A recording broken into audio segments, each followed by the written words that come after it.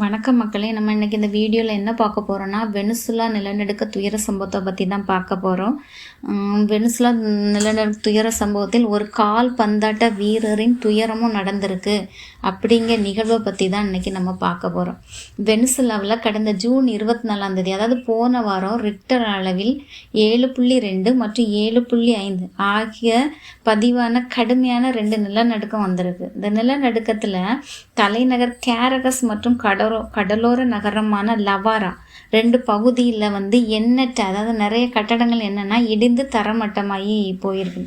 இந்த இயற்கை பேரிடரால் இதுவரை சுமார் 1500க்கும் அதிகமானோர் உயிரிழந்துள்ளதாக இப்போ வரைக்கும் நமக்கு தகவல் வந்திருக்கு.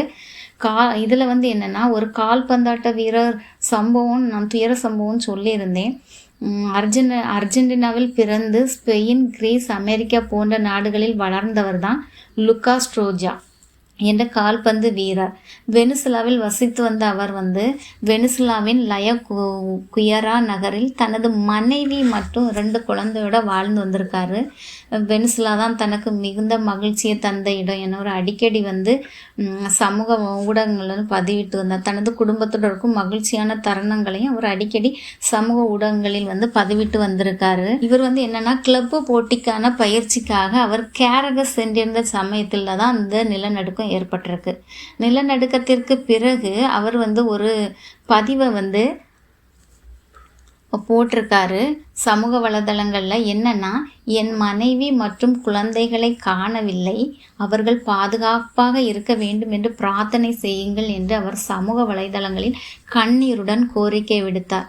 ஸோ இந்த மாதிரி அவர் அந்த மெசேஜை போட்டுட்டு உடனடியாக குயரா திரும்பிட்டு அங்கே லுகாஸ் மீட்பு குழுவினருடன் இணைந்து நேரடியாக தேடும் பணியில் ஈடுபட்டிருக்கார். சுமார் 72 மணி நேர தீவிர தேடுதலுக்கு பிறகு இடுபாடுகளிலிருந்து அவரது மனைவியும் 2 குழந்தைகளும் உயிரிழந்த நிலையில் கண்டெடுத்திருக்காங்க.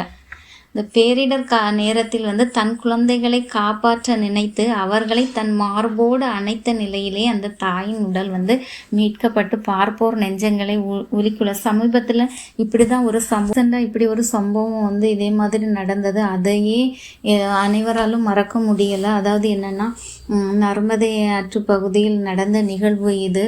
அவங்க என்னென்னா டூருக்கு போயிருக்காங்க. டெல்லியை சேர்ந்த ஒரு ஃபேமிலி. அங்கே கடுமையான புயல் வந்திருக்கு. அப்போ லைஃப் ஜாக்கெட் அந்த தாய்க்கு கிடைத்தது, அந்த மகனுக்கு கிடைக்கவில்லை. மகனை காப்பாற்ற வேண்டும் என்ற எண்ணத்தில் அந்த ஜாக்கெட்டோடு சேர்த்து தன் மகனையும் அணைச்சிட்டு அவங்க என்ன பண்ணியிருக்காங்கன்னா தண்ணியில் குதித்து காப்பாற்ற நினச்சிருக்காங்க. ஆனால் துர்தஷ்டமாக அவர்கள் கண்டெடுக்க போட்டபோது அந்த தாயின் மார்போடு அந்த குழந்தையை அணைத்தபடியே தான் அவர்கள் அந்த சடலத்தை மீட்டாங்க. அதே காண்போர் நெஞ்சை கலங்க வச்சது. அதே போல் அந்த நிலநடுக்கத்திலும் அந்த தாய் தன் குழந்தைகளை மார்போடு அணைத்த நிலையிலே கண்டெடுக்கப்பட்டிருக்காங்க.